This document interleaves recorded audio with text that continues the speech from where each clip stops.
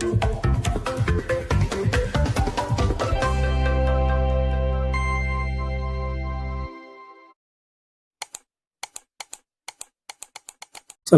warahmatullahi wabarakatuh. Bismillahilladzi hadana lihada wa ma kunna linahtadiya laula an hadana Allah. Rabbi shrah li sadri wa yassir li amri wahlul 'uqdatam min lisani yafqahu qawli fatahu ya alim. Amma ba'd. Bismillahirrahmanirrahim. Qala al-musannif rahimallahu wa nafa'na bi 'ulumihi fid dharain amin ya rabbal alamin. Wali muslimin anhu radhiyallahu anhu. Hadis miliknya Imam Muslim radhiyallahu anhu. Naha Rasulullah sallallahu alaihi wasallam ayyujassasu al-qabru wa ayyaq'uda alaihi wa ayyubna alaihi. Rasulullah sallallahu alaihi wasallam melarang, mencegah atau melarang ayyujassasu al-qabru, menembok kuburan, wa ayyuq'ada alaihi, dan Rasulullah melarang duduk di atas kuburan, wa ayyubna alaihi, dan Rasulullah melarang membangun di atas kuburan.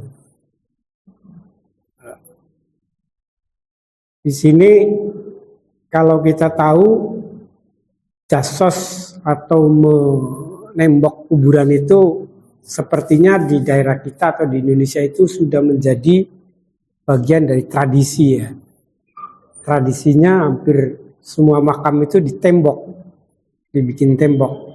Sementara di sini ada hadis yang menyatakan naha Rasulullah melarang untuk menemboknya. Bagaimana ini dengan tradisi kita yang demikian? Kalau misalnya dihadapkan pada hadis ini, tapi naha di sini yang harus kita ketahui adalah bahwa Kanjeng Nabi melarang kalau kita lihat dalam perspektif ilmu fikihnya melalui ilmu usul fikih, keulangannya. Dalam disiplin ilmu usul fikih itu, pelarangan itu sesuatu yang dilarang atau melarang sesuatu itu nanti konsekuensinya ada dua hukum. Yang pertama adalah kalau melarangnya itu adalah iktidoan jaziman, artinya yang bersifat kudu, haruslah, pasti, pokoke. Kalau judulnya pokoke, tadullu alal haram, maka akan menunjukkan makna haram. Tapi kalau ghairu iktidoan jaziman, kalau tidak terlalu ditekankan dan memaksakan tapi tidak terlalu ditekankan, maka konsekuensi hukumnya adalah hukum makruh. Jadi larangan baik di dalam Al-Quran maupun hadis, belum tentu semua larangan itu akan menimbulkan hukum haram. Karena boleh jadi nanti bisa akan menimbulkan hukum makruh. Nah, dalam hadis wali Muslim anhu radhiyallahu anhu naha Rasulullah ayyujassasu al-qabru ini, itu ketika kita lihat dalam perspektif usul fikih, maka kita akan menyandingkan beberapa dalil-dalil yang lainnya. Para ulama menyimpulkan bahwa pelarangan ini atau melarangnya Kanjeng Nabi untuk menembok kuburan itu bukan sesuatu hal yang haram, tidak diharamkan. Artinya ketika kalau ada kuburan yang sebagaimana kita lihat dalam tradisi kita di Indonesia, kuburan kita di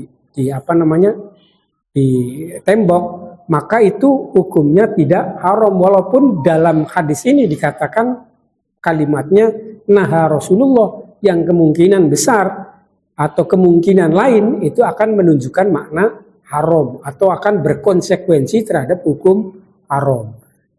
Pelanggaran itu tidak harus semuanya menimbulkan atau berkonsekuensi hukum haram, tetapi juga bisa menimbulkan hukum makruh. Nah, makruh yang seperti apa nanti kalau dalam fikih itu, kalau kita mau bedah lagi nih, kaji lagi mendalam. Bagaimana hukumnya? Pertanyaannya, bagaimana hukumnya menembok kuburan. Menembok kuburan. Nanti kita akan lihat dengan berbagai macam dalil yang berserakan yang begitu banyak itu, di antara salah satu dalilnya adalah soal hadis ini, li Muslim radhiyallahu anhu nah Rasulullah, itu menjadi bagian dari sekian dalil terkait dengan persoalan yang namanya ayujassos atau menembok kuburan. Nah, dalam kajian, banyak kajian, misalnya di beberapa kitab, menembok kuburan itu, kalau misalnya tujuannya, kalau ternyata tidak ada tujuan sama sekali, gitu. Kalau tidak ada sesuatu yang ditarget di dalam menembok kuburan itu, maka hukumnya adalah makruh. Jadi kalau tadi dalam fikih, secara fikihnya itu, ini tidak sampai pada pelarangan itu, tidak sampai menuju pada hukum haram. Oke, makruh. Nah, sekarang kalau dalam konteks ini dikaji lagi bagaimana yang dikategorikan sesuatu yang makruh itu, menembok yang makruh itu seperti apa? Kalau menembok yang makruh itu, kalau ternyata tidak memiliki faedah apapun di dalam menembok kuburan, tidak ada manfaatnya. Tapi kalau misalnya ada tujuan tertentu, menembok kuburan dengan tujuan agar kuburannya tidak rusak, atau agar misalnya tidak diurak-urak atau dikocar-kacir oleh hewan misalnya, kemudian ditembok, maka hukumnya berbeda lagi, tidak menjadi hukum makruh, malah justru menjadi hukum mubah, hukum yang wenang, boleh. Bagaimana hukumnya? Diperbolehkan kalau tujuannya kira-kira menjaga atau melestarikan kuburan itu, hukumnya. Jadi boleh kalau misalnya ada tujuannya adalah tujuan limaslahatil makbaroh, untuk kemaslahatan makbarohnya itu, kuburannya itu. Kalau ternyata tidak ada limaslahatil makbaroh, tidak ada maslahat untuk makbarohnya, maka hukumnya adalah hukum makruh. Karena ada dalilnya apa? Wali Muslim radhiyallahu anhu naha Rasulullah sallallahu alaihi wasallam ayyujassasu al-qabru. Kanjeng Nabi melarang di sini, dalam hadis ini, itu maksudnya adalah hukum makruh, karena tidak ada tujuan, tidak ada maslahat bagi kuburan. Wa ayyuk ada alaihi, dan tidak diperbolehkan duduk di atas kuburan. Wa ayyubna alaihi, dan tidak boleh membangun di atas kuburan. Ada kuburan dibikin kursi-kursian misalnya. Ada kursi sambil duduk, di bawahnya makbaro, biar tempat-tempat nyantai. Wala ayyuk ada alaih, tidak boleh duduk di atas kuburan. Dan itu bukan tempat sendiri, misalnya tempat wakaf di kuburan umum, maka hukumnya tidak diperbolehkan. Di kuburan yang kita tahu, yang kita tahu mungkin ya ada uma-umaan lah, kayak macam uma-umaan, tapi padahal di dalamnya itu kuburannya cuma kayu atau ditempeli semen-semen gitu ya, semen atau kayu yang terbuat dari tapi di tengahnya tidak. Sebenarnya yang paling masyhur itu menemboknya itu juga tidak boleh secara tertutup, secara merata. Artinya kalau ini kuburan misalnya, kita nembok, ya pinggir-pinggirnya aja yang ditembok itu. Tapi tengahnya itu tidak boleh ditembok, tidak boleh ditutup. Jadi samping-sampingnya aja. Biasa kita lihat yang kita ziarah itu, saya sempat masuk misalnya di Sunan Kudus, saya juga sempat masuk di Sunan Giri, kemudian di Sunan Kudus. Nah itu ya makamnya cuman ya biasa, di pinggirnya itu dia cuma di semen, kemudian tengahnya itu tidak diapa-apakan atau tidak di semen. Atau misalnya di Sunan Gunung Jati, di sini juga pakai cuma kayu aja, atau di atasnya ditempeli dengan batu atau dengan semen yang tidak nempel dengan tanahnya, tapi di bawah langsung dipluk lah. Itu artinya tidak mempermanenkan. Nah yang demikian itu, apalagi kuburannya para aulia, itu menjumlatil istisna, pengecualian. Baik, selanjutnya wa an Amir bin Rubi'ah radhiyallahu anhu anna Nabiyya sallallahu alaihi wasallam shalla ala Utsman bin Mat'um. Wa utiyal qabra fahasiya alaihi thalatha hasayatin wa huwa qaimun. Dari Amir bin Rabi'ah radhiyallahu anhu, anna nabiyya shalla ala Utsman bin Mas'ud, bahwa Nabi sallallahu alaihi wasallam mensolati jenazahnya Utsman bin Mas'ud. Wa ata al-qabra fahasiya alaihi thalatha hasiyatin. Kemudian setelah mensolati, Kanjeng Nabi mendatangi kuburannya. Fahasiya alaihi thalatha hasayatin. Setelah itu Kanjeng Nabi menebarkan nawur-nawur, mentaburkan tanah samarrat dengan atau salatha hasayat dengan 3 kali taburan. Wa huwa qaimun, Kanjeng Nabi dalam posisi keadaan berdiri. Jadi setelah disolati kemudian dikubur Utsman al-Mas'ud, Kanjeng Nabi mendatangi kuburannya Utsman bin Mas'ud. Di situ Kanjeng Nabi menabur-naburkan lemak, menabur-naburkan pasir tanah di atas kuburannya Utsman al-Mas'ud. Ditaburkan, menaburkannya 3 kali, 1, 2, 3 kali menaburkan. Bahwa yang dimaksud dilakukan oleh Kanjeng Nabi salatha hasayatin wa huwa qaimun wa ata al-qabra fahasiya alaihi, itu adalah sesuatu yang mubah. Sebagian para ulama menafsiri hadis ini menunjukkan tentang makna mubah. Tapi ada ulama yang mengatakan bahwa tadullu ala sunnah di sini, menunjukkan terhadap makna sunnah, pahala. Karena apa? Karena kita melakukan kesunahan. Jadi ada 2 pendapat terkait dengan hadis ini. Yang pertama mengatakan mubah, ada yang mengatakan bahwa itu hukumnya adalah sunnah. Dari Amir bin Rubai'ah, wa huwa qaimun rawahu ad-Daraqutni. Hadis ini diriwayatkan oleh Imam ad-Daraqutni. Berikutnya wa an Utsman radhiyallahu anhu qala, dari Utsman radhiyallahu anhu dia mengatakan, kana Rasulullah idza faragha min dafnil mayyit, Kanjeng Nabi kalau selesai mengubur mayit, waqafa alaihi, Kanjeng Nabi akan berdiri di samping makbaro atau di samping makamnya. Waqala, dan Kanjeng Nabi mengatakan, istaghfaru li akhikum, mintalah istighfar, mintalah ampunan untuk saudaramu ini. Was'alu lahu at-tathbita, dan mintalah dia untuk tenang. Fa innahu al-ana yus'alu, sebab dia sekarang lagi ditanyai oleh malaikat. Rawahu Abu Dawud wa sahhahahu Ibnu al-Hakim. Hadis ini diriwayatkan oleh Imam Abu Dawud dan disahihkan oleh Imam Hakim. Nah, ini hadis yang menjadi landasan bagi orang yang melaksanakan talqin terhadap mayit. Sumber teksnya salah satunya adalah dari hadis yang diriwayatkan oleh Aisyah radhiyallahu anha. Berdasarkan hadis ini, jadi talqin mayit itu ada landasannya, bukan bid'ah, bukan sesuatu yang tanpa berdasar, tidak kemudian ngarang-ngarang saja secara akliyah, bukan sesuatu yang tradisi yang kemudian berjauhan dari syariat, tetapi justru memiliki landasan teologisnya, ada landasan agamanya. Apa itu? Berupa hadis, idza faragha min dafnil mayyit waqafa alaihi.